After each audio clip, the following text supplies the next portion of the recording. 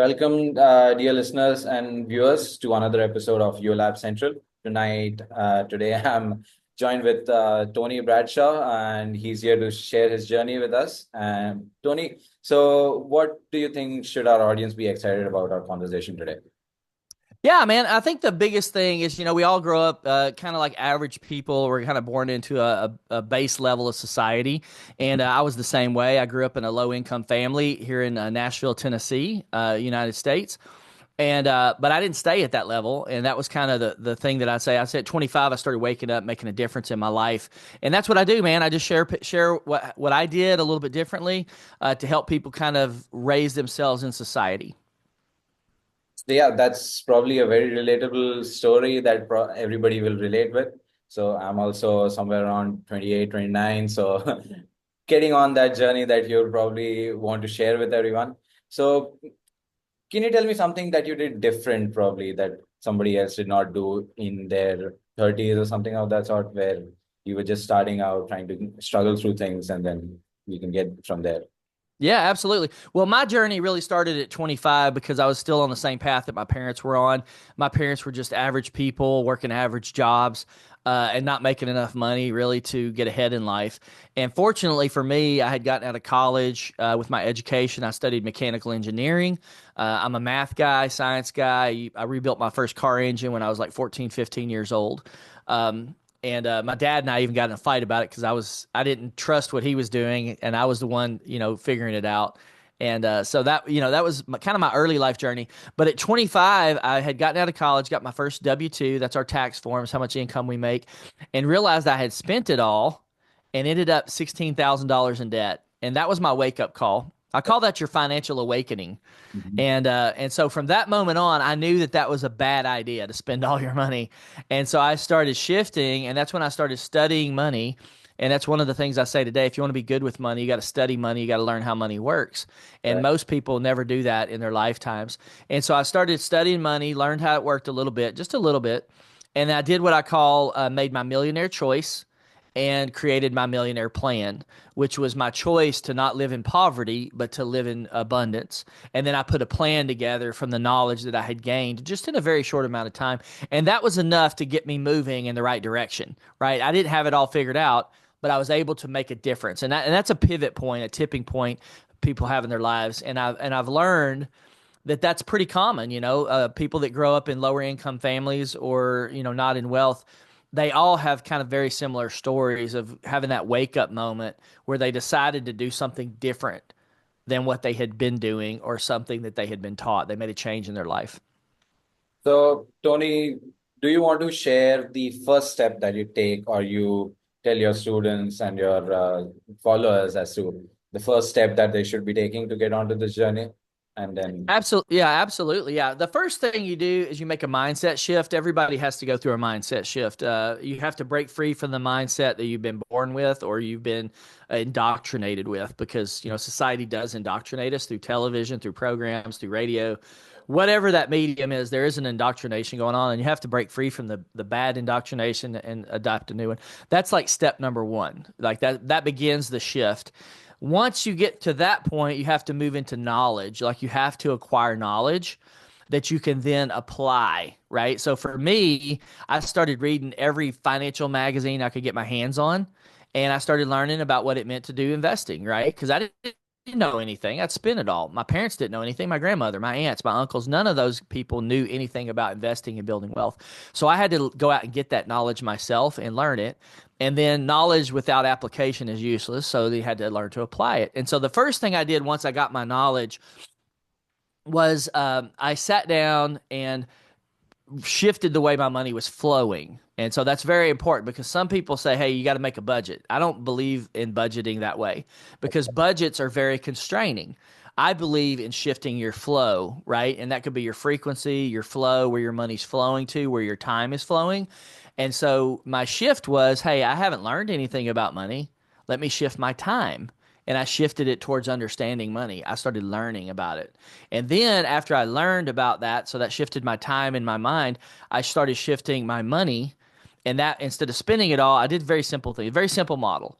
Instead of spending 150% of everything I made, I actually started only spending about 33% of what I made. And Right. then I paid off debt with 33%. And then I invested about 33%. So that was a complete change, which happened over a 90-day period. It was very fast. And what that allowed me to do was over the next 18 months or so, I was able to pay off all my debt and I was able to have about $18,000 in investments.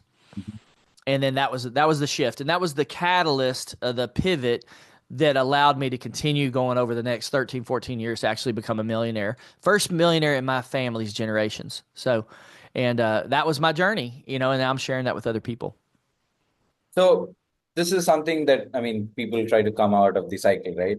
But I like to shift the perspective to somebody who has come off with a lot of money, right? Uh, Discipline is something that is important, right? When it comes to this whole mindset. And then how does someone who has come off with a lot of money stay with it or probably invest? This 33% principle per se could work or might not work. But then, how would you say?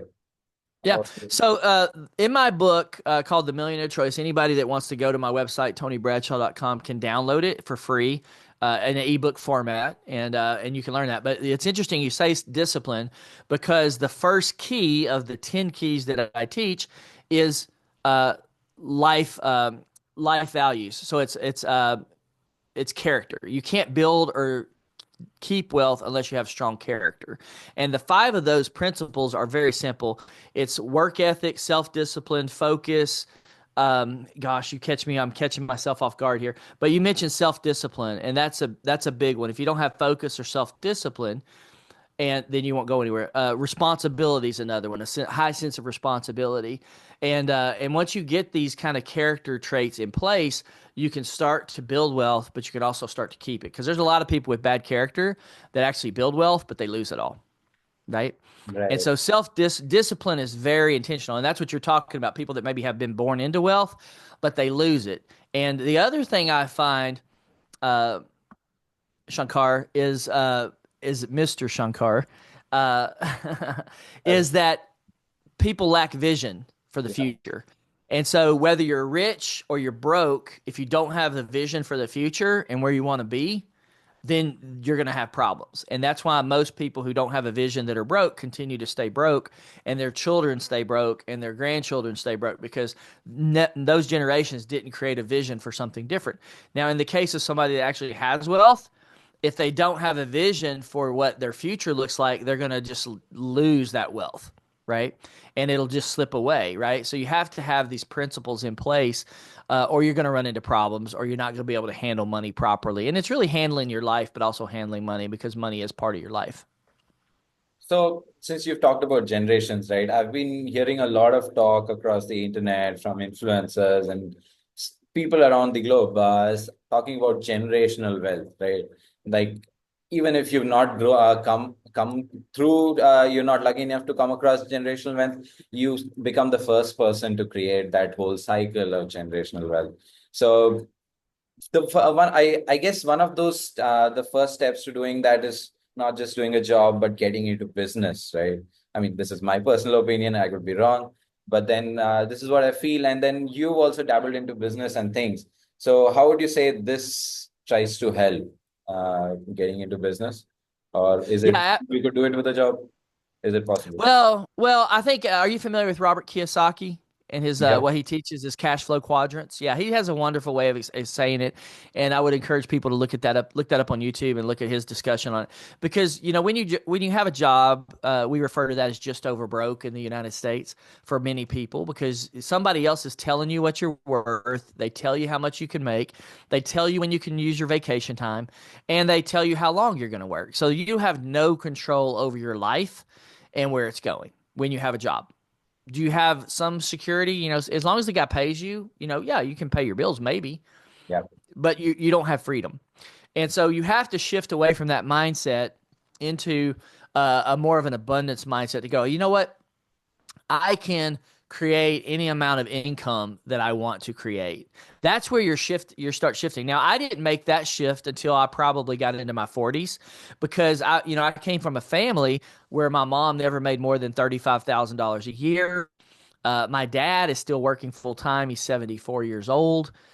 He's making the most money he's ever made in his life right now, but he still doesn't have enough money put back or set aside to retire, right? Or to stop working. He still has to work at 74, right?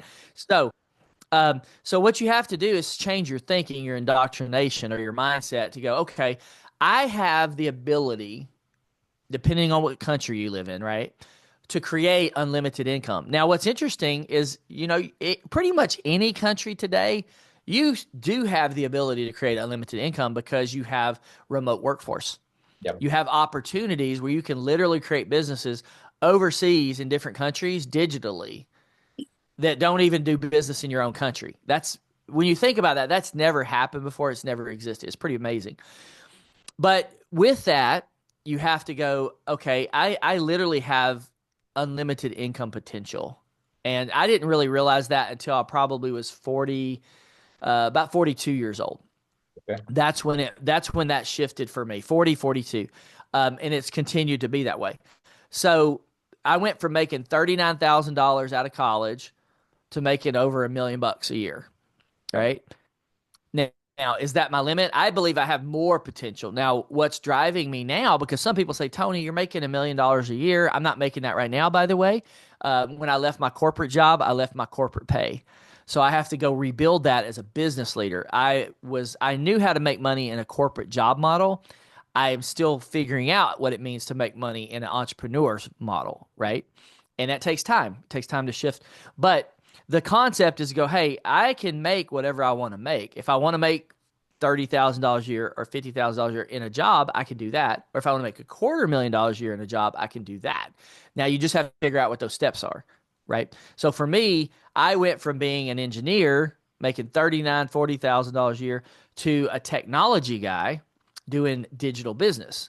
And so technology allowed me to go to a certain level, but digital business expertise allowed me to get to that $1 million plus mark.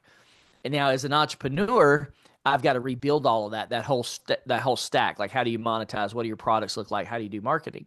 And those kind of flow. And so now I'm a business owner, but there's a lot of work in being a business owner, as you probably know. But you talked about generational wealth. And I do, if you want to hand down generational wealth, I think the best way to do that is probably to start a family business Mm-hmm.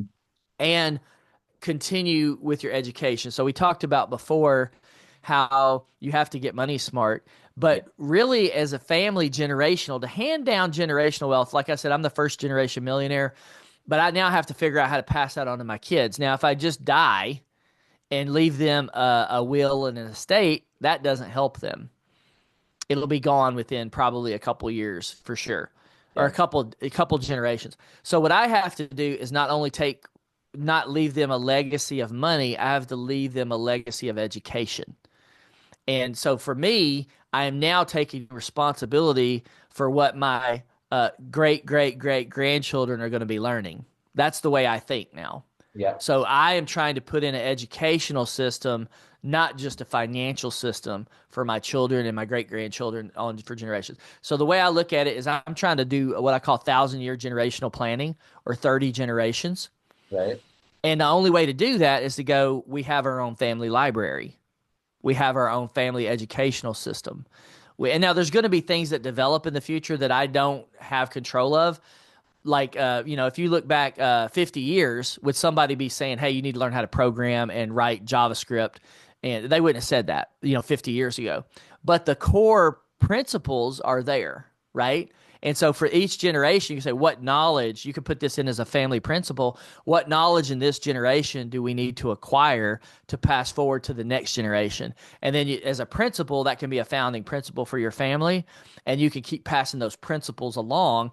But if you rely on the school system to do that, it'll never work. If you rely on the secondary education system, it'll never work because they themselves don't know what those principles are, or they would have already been teaching them. So you have to learn that as yourself for your own family. These are the problems I'm trying to solve. And I don't know if I'm doing a very good job of it yet. I have 6 wonderful children. They're all amazing. Yeah. Five of them listen to me, one of them doesn't. That, So yeah, yeah. that experience must be amazing. Yeah. Yeah. And but you get the idea, right? So we had our kids were in a private school system, and we just started what we call homeschooling in the United States about 3 or 4 years ago, and that made me as a parent start taking responsibility, more responsible for my children's education. Up until that time, I did not do that. I just paid for their education. Now I'm taking more responsibility for their education, but I don't have it all figured out yet. Mhm. So, uh, we've done generational wealth. Now, you talked about getting into business, right?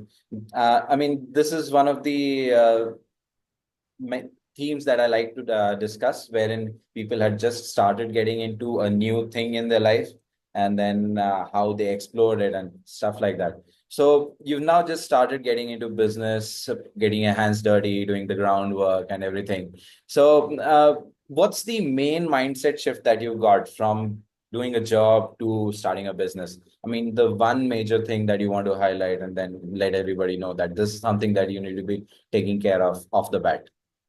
Yeah, I would say there's probably two or three things. So I'll try to make them clear. One is when you have a job, your schedule and your time is pretty much dictated to you how you use it, right?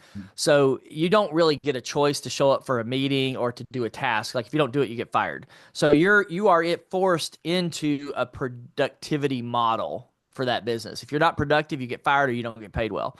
So you have to understand that when you move into a business or self-employment model, there's nobody there holding you accountable for your time or what you do. That was a big shift for me, and I'm not very good at it yet. Um, and so I'm still working through that. Like go from working a 10, 12 hour day to doing whatever you want when you wake up. You have to make sure you're productive. So that is your key. So I would tell people think about it in a pattern of strategy, actions, and habits.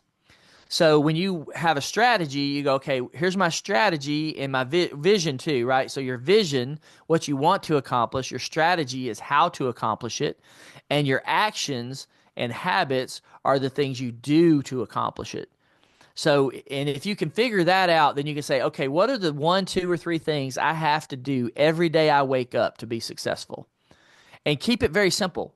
And Yeah. so that would be my biggest input is to go figure that out, vision where I want to be, strategy, my plan to get there, and then the actions and habits. Now, the difference between actions and habits is actions might be one-time things that you have to do. Habits are things you do every day or every week or every month that become patterns. And if you can figure those out, you will naturally be successful. But sometimes it may take you a while to figure out what those actions and habits are. I am a natural builder entrepreneur. So I do vision, I do strategy really well. I do building pretty well. I've got a great website. I built it myself. I've got some really good marketing. I built that myself. Do I do sales really well?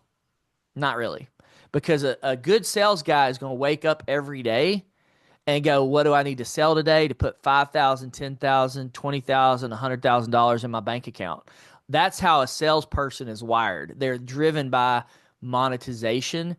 I'm not driven by monetization. I'm driven by producing quality experiences for people, quality relationships. And so I've struggled. Yeah, I've struggled with that side, the monetization side, outside of the business model or outside of the job model. I've built some really good products. I've helped a lot of people. I haven't been the best guy for monetization, and I'm still working on that. But I've got some good things I'm working on now. I'm pretty proud of. But so that would be the one is like make sure you have a productivity model that's going to produce the results you want. That'd be number one. The second thing would be if you're going into business, you better be good at sales. You better learn about if you're not good at sales, you better read some books on it. You better read 10, 20, 30 books. You better be good at it. You better learn how to do it. And I don't care if that's online sales or in-person sales, but whatever your model is, you better put a focus on getting that. Just like I talked earlier about learning about money and how to manage money, I'm pretty good at that. I'm not the greatest at sales, managing sales. So I didn't go read a bunch of books. I'm really just in this revelation. Like I need to go read the books. I've got a bunch of them over here on my bookshelf, but I haven't opened them. So I need to spend time reading them. But you have to put that effort in to go, what are my skills I need to be successful as a business owner? One of those would be sales. It would probably be in the top three that you need to do. And then the other one would be relationship building. Mhm. You have to put time into relationships, but you can also put time into the wrong relationships. And so just because you're meeting people, it doesn't mean it's the right people. So you have to make sure that you find the right spaces to get involved and connected that can open doors for you. So I spent a lot of time in local networking events as a business owner. I didn't really get a lot of money out of that. Now I did make some good relationships that are now profiting for me, Mhm. but when I look at the amount of time I put into that network versus the returns I got on it, you could go, okay, was that worth your time or not? Maybe, maybe not. We'll see. But if you're in the right network, you're going to constantly be contributing value and receiving value from that network, and that's a key element to understand. So those are my big three as a business owner that I've learned over the last several years. So picking up on this relationship building and sales thing, right? Uh, we discussed about digital businesses, right? And how we could do business around the world, and how social media is also aiding the whole process. Uh, could you tell me as to how you've leveraged digital platforms and social media platforms to probably sell or just spread your message and things like that? Yeah, for sure. Now I'll do two things for you. I worked for a great man, Dave Ramsey, and I led all his digital stuff for a number of years. He Oh, is the biggest personal finance brand here in Nashville or in Tennessee. Actually, the United States. Sorry, he's the biggest name in okay. the United States. Okay. Yeah, not I was kind of shrinking him down a little bit, but yeah, and I had a fun time. So I started working for him in 2001 as his first programmer. I was the first programmer on staff at the company, and then I later got promoted to be web team leader, then executive director, and then finally chief information officer and chief operations officer.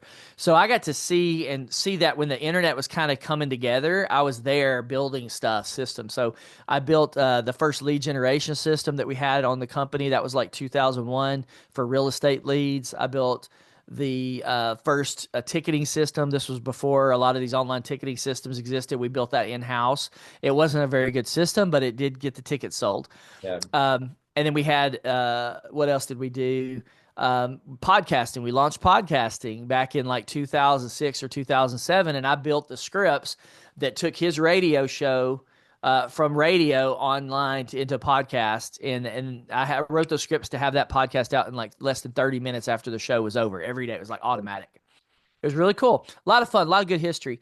And then social media came along. We started leveraging that and promoting it. So here's what I would say is number one, you need to have a clear message that resonates with your audience. And it may take you a while to get there. It may take you a while. So like in my situation, I have a book called The Millionaire Choice. I have a podcast called The Millionaire Choice. That particular book and that particular podcast does not have mass market connection with the audience. Okay. This is what I've discovered since I've been doing this. All right. My podcast came out in 2020. All right. So now what it does do is that podcast and that brand gives me access to people that are already in wealthy situations because it instantly identifies me as a millionaire in their minds. So it opens the door to the higher level of income earners, but Right. it does not give me access to the lower level income people who I want to help. So I've just created a new brand called Get Money Smart. All Mhm. right. So that brand is actually millionaire number three in my book, millionaire key number three in my book. It's called Get Money Smart. If you make good with money, you got to study money. You got to learn how money works. That brand actually connects really well with the lower income because everybody goes, oh, I need to get money smart. I need to learn about money. So they instantly connect with that message and that brand. Okay. Two different audiences, two different messages, two different brands. And it's taken me a while to figure that out, but it just kind of I see it happen. Like as soon as they hear it, light comes on in their eyes. They connect with one of those two messages. So first is get your message right. Now it may take you some experimentation to get there. You may try some stuff on social media. It doesn't work. I was using the Millionaire Choice brand for years before I got to Get Money Smart. I've only been using Yeah. Get Money Smart for about the last 4 months. Mhm. I literally just launched it. So it just came out in December, but people are gravitating. They love it. They love it, connect with it. I've got another brand called Purpose of Wealth, and it's enjoy life, help others, and serve God. So that's all about if you want to build wealth, don't just work for the money, work to make a difference in society, Mhm. right? And that will actually help you mentally um, it's almost like it authorizes you to go build wealth because you feel it's just something that shifts in your psyche and your spirit where you go, oh, I need more money so I can help more people. And so that connects. So those are my big three messages. Now, when you get into social media, sometimes people make the mistake of hitting every social media on every platform, and that's exhausting, especially if you're doing it by yourself.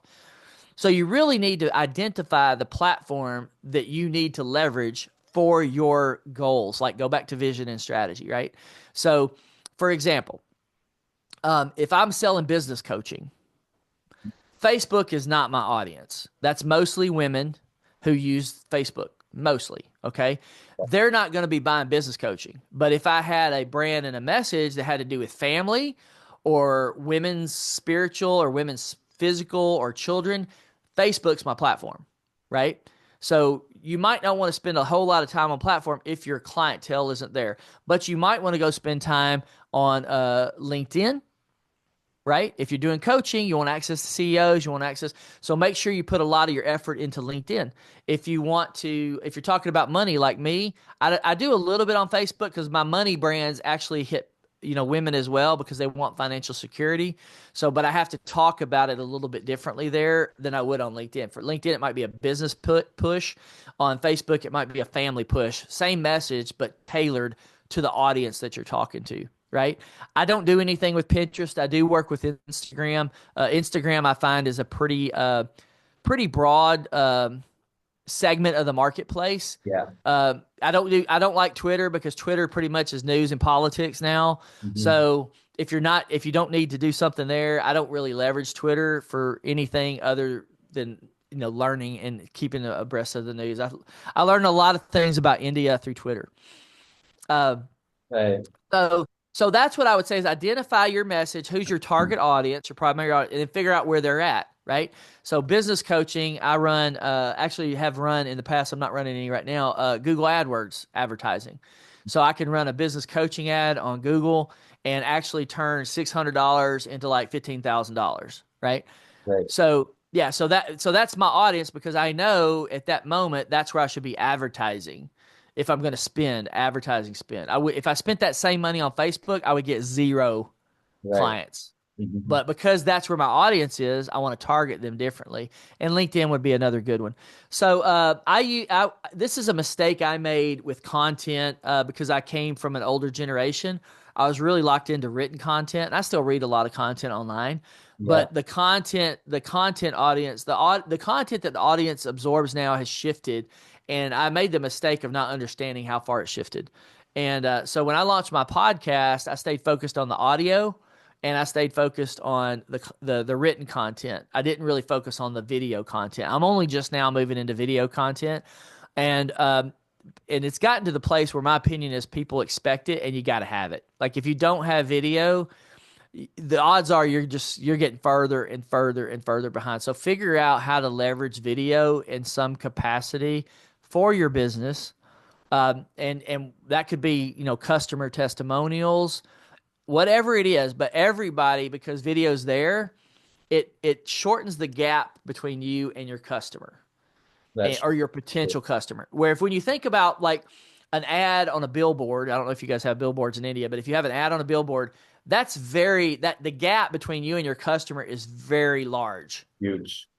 Now, Yeah. when you write an article, they can read it online and they can get a feel for you, but they don't hear or see you. So they're a little bit closer to you than a billboard. Now, if they're listening to you on an audio podcast, they're a little bit closer. When they're watching you on a video, they're even closer.